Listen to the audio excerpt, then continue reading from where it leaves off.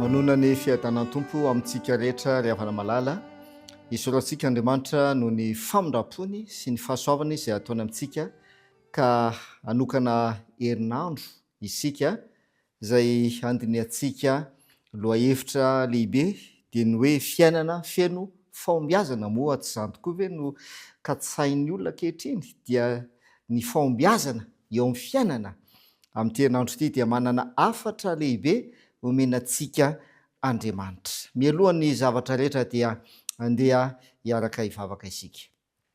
Rainay sy ny an-danitro misaotra noho ny tompontsoa izay menao anay ankehitriny ahafahanay mandray ny hafatra avy aminao ary indrindra hanokana an'ity herinandro ity andraisanay ny hafatra avy aminao ny amin'ny fiainana feno fahombiazana ka mba ho tanteraka eo amin'ny fiainanay tokoa anie izany hafatra sy loha-hevitra izany amin'ny anaran'i Jesosy. Amen. Amin'ity andro voalohany ity ara dia andeha handinika lohateny lehibe anankiray isika izay manao hoe antso ho tonga mpitantana ny fananan'Andriamanitra. Antso ho tonga mpitantana ny fananan'Andriamanitra. Iza ilay antsoina? Isika ilay antsoina. Antsoina anao inona? Hitantana ny fananan'Andriamanitra. Ry havana malala, zava-dehibe izany antso izay ataon'Andriamanitra amintsika izany. Ary mazava voalaza ny ten'Andriamanitra anie fa an Jehova ny tany sy izay rehetra eo aminy, izao rehetra izao sy ny mponina eo aminy. Voalaza any amin'ny Salamo izany teny izany. An Jehova izao rehetra izao.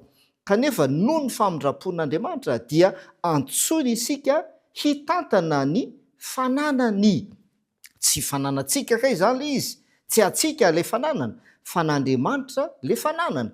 Dia manome taridalana ho antsika Andriamanitra na manome ny fomba rehetra Andriamanitra ny amin'ny hitantanana ny fananany mba ho araka ny sitrapony ary indrindra mba ahitantsika fahombiazana eo amin'izany fitantanana ny fananan'Andriamanitra izany. Iresaka mahakasika ny tantaran'i Davida isika amin'ity lohateny voalohany ity. Rehefa miresaka momba ny Davida indrindra amin'ny ankizy dia ny ao an-tsaina avy hatrany dia ny nandreseny Davida an'ilay olona goava be dia tsy iza fa Goliata izany ary hain'ny ankizy izany tantara izany. Kanefa matetika dia adino ry havana malala zavatra niseho tao alohan'io, tao alohan'ny nandreseny Davida amin'ny Goliata dia tsy inona izany fa ny antsoin'Andriamanitra an'i Davida sy ny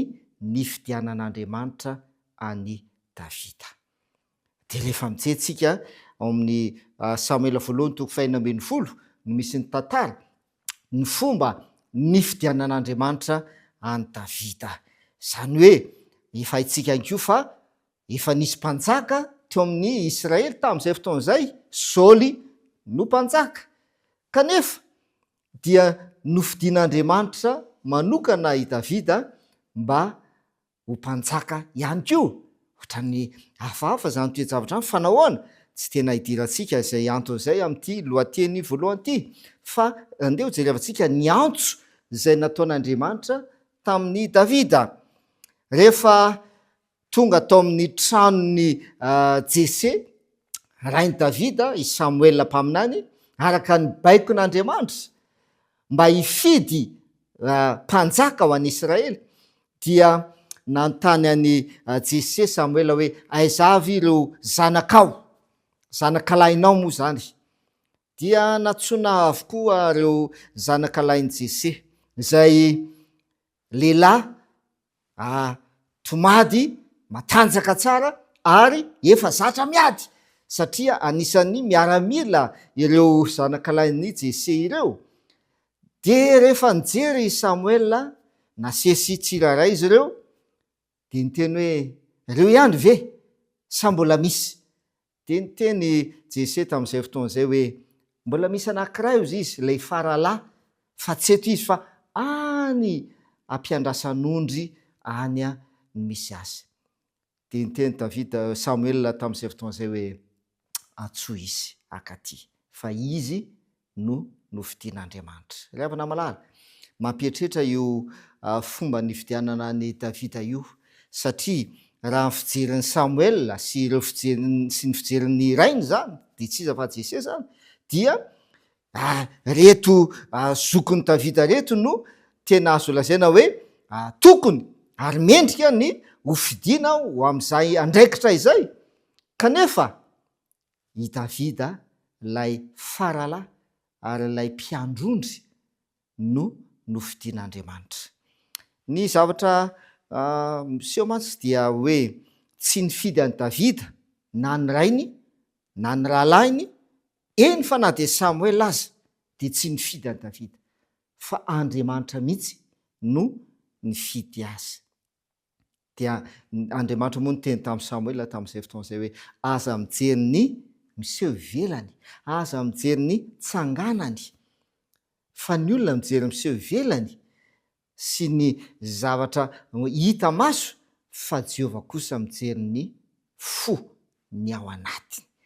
Ry havana malala, matetika eo amin'ny fiainana andavanandro ihany koa dia misy zany toe-javatra izany, ohatra raisitsika hoe ekipa mpilalao baolina kitra ohatra, dia matetika rehefa mifidy ireo mpilalao lay mpanazatra dia ireo mpilalao zay hita fa efa tena mahay sy matetika moa zany mandray anjara amin'ny lalao no matetika voafidy ilalao amina matitra anankiray moa zany, de matetika ireo zay azo lasaina hoe tsy de havanana loatra dia ireny le antsointsika hoe mpisolo toerana ho sisitsika, mipetraka ery.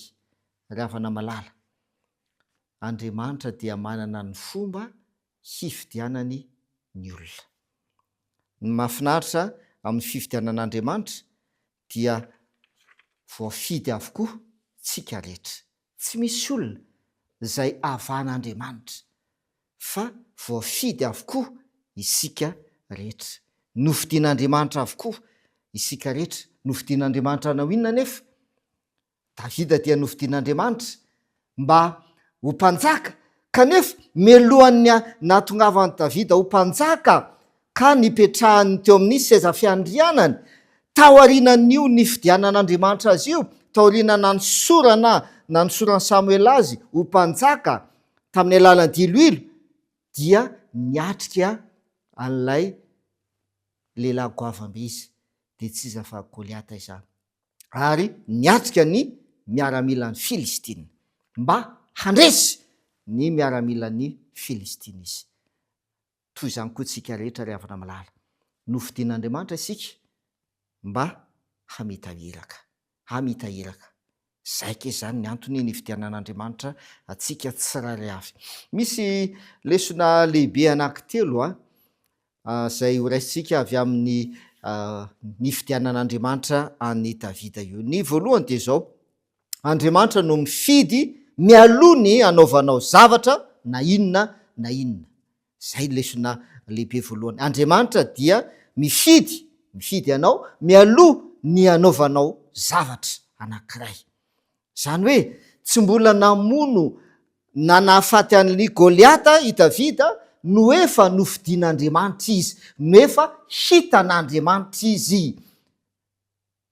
Dikan'izay tsy niankina tamin'ny zavatra nataon'i Davida no nifidianan'Andriamanitra azy, hoe satria ianao nandresy an'ilay Goliata, ianao zany no hofidianao mpanjaka. Tsia, matetika zay ny fomba fijerin'ny olombelona hoe miankina amin'ny zavatra vitan'ilay olona no hifidianana azy. Ry havana malala, Andriamanitra de mifidy atsika mialohan'ny hanaovantsika zavatra anankiray. Satria Andriamanitra no hanome an'ilay olona ny fahaiza-manao ilaina rehetra ahafahany manatanteraka an'ilay iraka zay nifidianan'Andriamanitra azy. Ary ny anton'izay faharoa dia mba tsy hahatonga ilay olona hiantehatra amin'ny herin'ny tenany fa hiankina tanteraka amin'Andriamanitra. Manomana antsika Andriamanitra zany amin'izay fotoana izay. Misy an'ity fomba fiteny anankiray ity moa zany amin'ny teny frantsay le izy, zay manao hoe quand Dieu choisit, il qualifie. Quand Dieu choisit, il qualifie. Rehefa mifidy na miantso olona anankiray Andriamanitra ho amin'ny asa, ho amin'ny iraka anankiray, dia Andriamanitra no mikalifia an'ilay olona ho amin'iny asa izay niantsoana azy iny. Ny zava-dehibe tao anatin'ny fandresen'i Davida dia ilay ositra izay natao taminy, izay tsinona fa mampiseho ny fanahy masina anie. Ilay ositra ilay diloilo mampiseho ny fanahy masina, nandray ny fanahy masina i Davida. Ka rehefa niatrika an'ilay lehilahy goavambe izy Goliata izany, ny zavatra netiny, zavatra tsotra ny netiny, fa tsy iny ny tena nandreseny any Goliata, tsy ilay atsampitady, tsy zavatra kely, tsy iny ny tena nandreseny any Goliata, fa le ositra izay natao taminy dia tsy inona fa ny fanahy masina, fanahy masina. Ten'Andriamanitra moa dia milaza an'izany manao hoe tsy amin'ny kely nampatanjahana fa ny fanahiko hoy Jehovah tompony maro. Ny lesona lehibe faharoa izay horaisintsika amin'io nifidianana ny Davida io dia ny hoe tsy mijery ny miseho ivelany Andriamanitra rehefa mifidy. Marina tokoa izany, tsy mijery ny momba antsika ny ivelany Andriamanitra, manaona ny endriny sy ny bikany sy sisa, fa mijery ny ao anatintsika izy.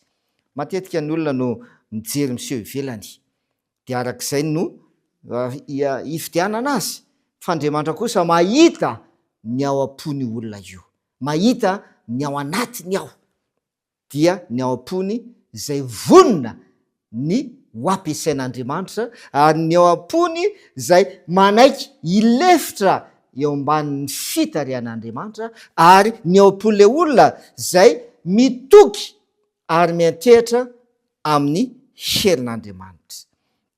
Tsy ny mahalahy na ny mahavavy na ny fiteny na ny saranga na ny fiodirana no ifidianan'Andriamanitra olona anankiray, fa tian'Andriamanitra ny olona rehetra ary fidiny ho amin'ny andraikitra lehibe izay tiany ny olona tsirairay avy. Na dia tsy mendrika aza, tsy mendrika izany fifidianana izany aza, dia noho ny fampitrapon'Andriamanitra dia fidiny isika. Ry havana malala, iza moa isika no hitantana ny fananan'Andriamanitra? Iza moa isika no hanao izany andraikitra izany?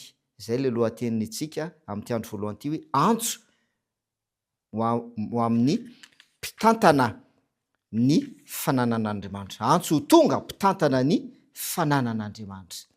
Tsy mendrika zanany antsika, fa noho ny fahasoavan'Andriamanitra dia nofidiny isika mba hanatanteraka izany andraikitra lehibe izany. Ny lesona lehibe fahatelo izay horaisintsika amin'io nifidianan'Andriamanitra ny Davida io dia ny hoe manana ny fotoany Andriamanitra. Manana ny fotoany Andriamanitra. Inona tokoa moa zavatra aseho?